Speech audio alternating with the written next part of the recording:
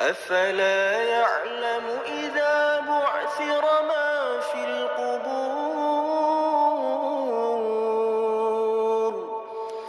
وحصل ما في الصدور.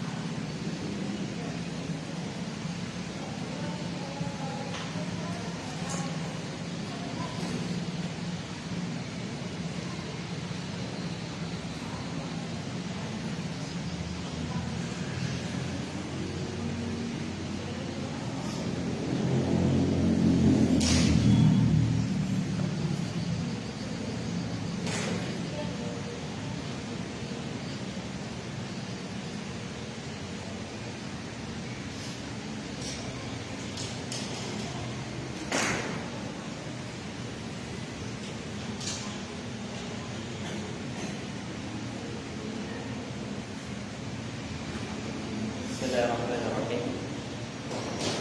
Assalamualaikum warahmatullahi wabarakatuh. Alhamdulillah. Alhamdulillahi rabbil alamin. Wassalatu wassalamu ala asyrafil anbiya'i wal mursalin Nabiyyina Muhammadin wa ala alihi wa sahbihi wa man tabi'ahum bi ihsanin ila yaumiddin. Faqad qala Allah Ta'ala fil Qur'anil Karim, Ya ayyuhalladzina amanu taqullaha haqqa tuqatih wa la tamutunna illa wa antum muslimun. Amma ba'd, fa ya ma'asyaral muslimin wa zumratal mu'minin, al-ikhwah, para hadirin yang dimuliakan oleh Allah Subhanahu wa taala. Kita kembali bersyukur kepada Allah Subhanahu wa taala atas limpahan nikmat yang Allah Subhanahu wa taala berikan kepada kita seluruhnya. Dan di malam yang mulia ini kita telah memasuki 23 Ramadan. 23 Ramadan.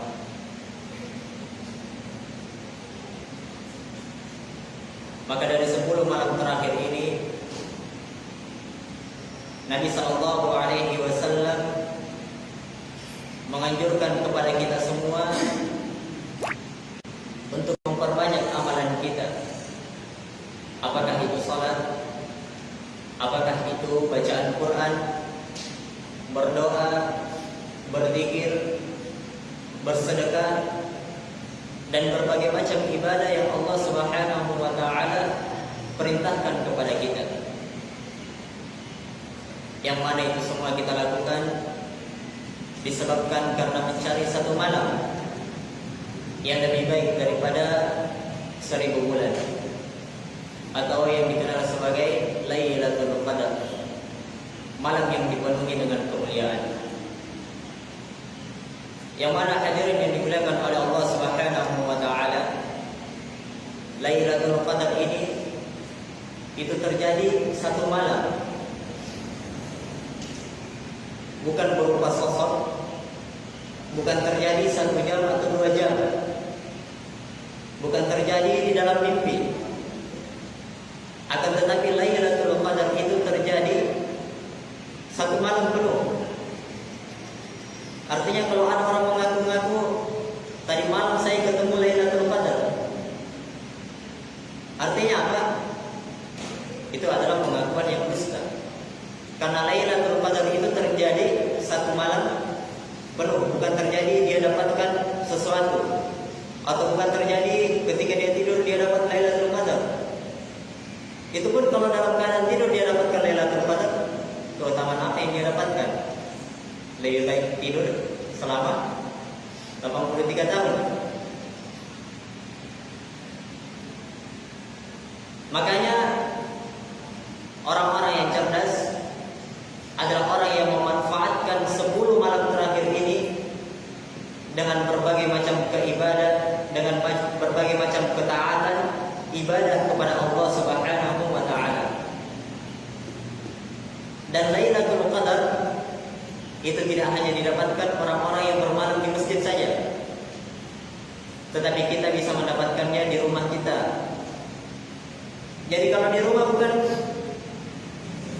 kita tinggalkan ibadah, kita tidak beribadah kepada Allah Subhanahu wa taala, akan tetapi orang yang di rumah juga bisa mendapatkan Lailatul Qadar. Tapi orang yang di masjid jauh keutamaannya dari orang yang beribadah di dalam rumahnya. Oleh karena itu, salah seorang ulama pernah mengatakan tentang orang-orang yang berdiam diri di masjid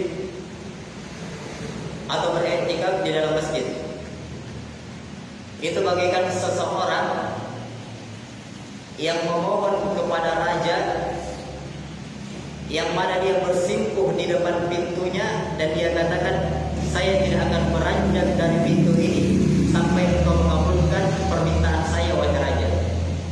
Maka demikian pula orang-orang yang berdiam diri di masjid, orang-orang yang melakukan ibadah, itu seakan-akan dia berdiam diri di dalam masjid tersebut dengan harapan dia tidak ingin pindah dari tempat tersebut sampai Allah Subhanahu wa taala memberikan apa yang dia minta, atau sampai Allah Subhanahu wa taala memberikan ampunan bagi orang-orang yang meminta ampun kepadanya. Hadirin yang dimuliakan oleh Allah Subhanahu wa taala, kita lanjutkan pembahasan kita dalam mengkaji kitab Sahih Bukhari, dalam kitab keutamaan Al-Qur'an. Kita sekarang pada masuk pada bab yang kedua. Kata penulis rahimahullahu taala, babun nazala al-Qur'an bilisani Quraisy wal Arab. Bab Al-Qur'an itu turun dengan lisan orang Quraisy dan orang Arab. Artinya lisan orang Quraisy dan orang Arab. Jadi di Arab itu banyak kabilah, banyak suku. Di antara sukunya itu adalah suku Quraisy. Dan Al-Quran itu diturunkan dengan bahasa lisan orang Quraisy tersebut. Kata Imam Bukhari, Qur'anan Arabiyyah. Di dalam surah Yusuf, Inna anzalnahu Qur'anan Arabiyyah la'allakum ta'qilun. Sesungguhnya Allah Subhanahu wa taala menurunkan Al-Qur'an itu Arabiyyah, dalam bahasa Arab, agar supaya kalian itu berakal. Kemudian Imam Bukhari menyebutkan ayat berikutnya dalam surah Asy-Syu'ara, bilisanin arabiyyin mubin. Nazala bihi ruhul amin ala qalbika litakuna minal mundirin bilisanin arabiyyin mubin. Kata Allah Subhanahu wa taala, Al-Quran itu diturunkan oleh Jibril alaihi salatu wassalam yang terpercaya kepada hatimu, wahai Muhammad, agar engkau menjadi seseorang yang memberikan peringatan dengan lisan Arab yang begitu jelas. Jadi Al-Quran itu diturunkan dengan bahasa Arab. Maka di sini kita bisa melihat bahwa bahasa Arab merupakan bahasa yang paling bagus, paling baik, paling mulia dari seluruh bahasa yang ada di permukaan bumi ini. Sehingga bahasa tersebut memiliki keutamaan yang sangat banyak. Memiliki keutamaan yang sangat banyak. Di antara keindahan bahasa Arab itu bisa kita lihat bahwa Al-Quran itu tidak bisa diterjemahkan secara sempurna ke dalam bahasa yang lain. Bahasa Indonesia, bahasa Inggris, itu tidak mampu menerjemahkan Al-Quran secara sempurna. Kita bisa lihat Bismillahirrahmanirrahim. Apa yang biasa terjemahannya? Dengan menyebut nama Allah yang Maha Pengasih lagi Maha Penyayang. Padahal kata Ar-Rahmanir-Rahim itu diterjemahkan yang Maha Pengasih lagi Maha Penyayang. Apa bedanya pengasih dan penyayang? Makanya bahasa selain daripada bahasa Arab tidak bisa menerjemahkan secara sempurna bahasa Arab itu. Al-Quran itu sendiri. Sedangkan di dalam Al-Quran itu Bismillahirrahmanirrahim. Kata Ar-Rahman itu artinya kasih sayang. Kasih sayang Allah Subhanahu wa ta'ala yang merata kepada seluruh makhluknya. Itu kata Ar-Rahman. Dia kafir, dia muslim, semuanya mendapatkan kasih sayang Allah Subhanahu wa ta'ala. Adapun kata Ar-Rahim, apa artinya? Kasih sayang Allah Subhanahu wa ta'ala yang diberikan kepada umat Islam, kaum muslimin itu secara khusus. Makanya Al-Quran tidak bisa diterjemahkan secara sempurna ke dalam bahasa Indonesia. Makanya terkadang itu dalam terjemahan bahasa Indonesia masih banyak yang kurang, atau bahkan banyak terjemahan yang jauh dari mana aslinya. Dan di antara keutamaan bahasa Arab atau keindahan bahasa Arab itu sendiri, bahwa bahasa Arab itu kita tidak bisa dia singkat-singkat. Artinya, misalnya dalam bahasa Indonesia, kita kirim chat misalnya, kita mau tulis tidak, kalau tulis T, D, K, orang yang baca paham atau tidak? Paham. Tapi kalau bahasa Arab kita kasih hilang satu huruf, tidak ada yang paham. Sudah hilang dari maknanya. Makanya sangat diharapkan anak-anak di zaman sekarang ya, Astaghfirullahaladzim disingkat jadi apa? Astajim. Dari mana ini? Astaghfirullahaladzim mereka singkat astajim. Jadi bahasa Arab itu jika dia disingkat dari asalnya, maka dia tidak mendapatkan keutamaan sama sekali.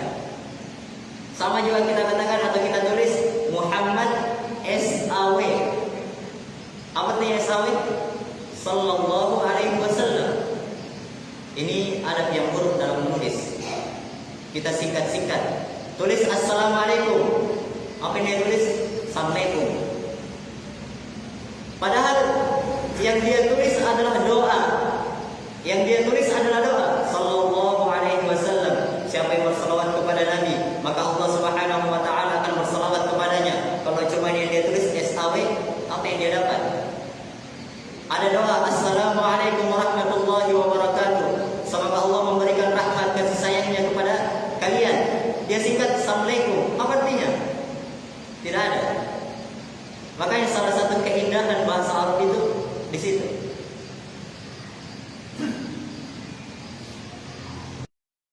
Faedah bahan keluar dari pembahasan dalam penulisan lafaz Allah.